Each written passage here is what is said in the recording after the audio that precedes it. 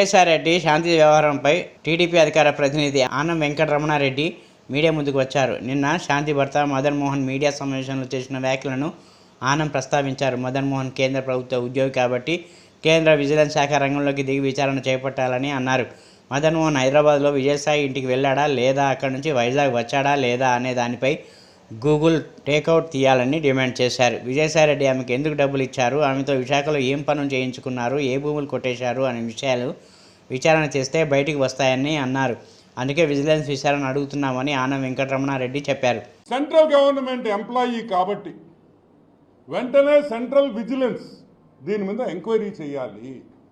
విజయసాయి రెడ్డి దగ్గర, విజయసాయి రెడ్డి ఇంట్లో Google takeout ద్వారా ఇతను నిజంగా మదన్ మోహన్ గారు అక్కడికి వెళ్ళారా లేదా, ఆయన చెప్పిన టైంలో ఆయన ఇంటికి వెళ్ళాడా లేదా, ఆయన అక్కడి నుంచి వైజాగ్ వచ్చాడా లేదా అనే పూర్తి విషయాలు ఈ ఎంక్వైరీ చేస్తే బయటకు వస్తాయి.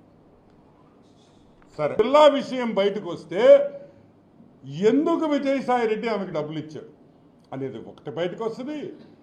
ఏమేమి పనులు చేయించుకున్నారో వైజాగ్లో, ఏ ల్యాండ్స్ దొంగతనం చేశారనే విషయం కూడా అన్నీ కూడా బయటకు వస్తాయి. సో వెంటనే దీని మీద మనం విజిలెన్స్ ఎంక్వైరీ మనం అడుగుతున్నాం. అన్ని విషయాల్లో కూడా ఈరోజు వైజాగ్ దోపిడీ చేసింది విజయసాయి రెడ్డి అనేది అర్థమైపోయింది.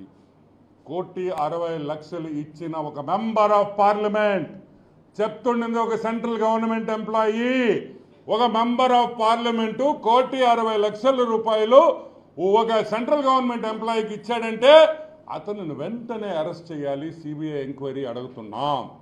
ఎందుకంటే it is a serious matter. ఒక పక్క మెంబర్ ఆఫ్ పార్లమెంట్ రాజ్యసభ, ఒక పక్క సెంట్రల్ గవర్నమెంట్ గ్రూప్ 1 ఆఫీసర్.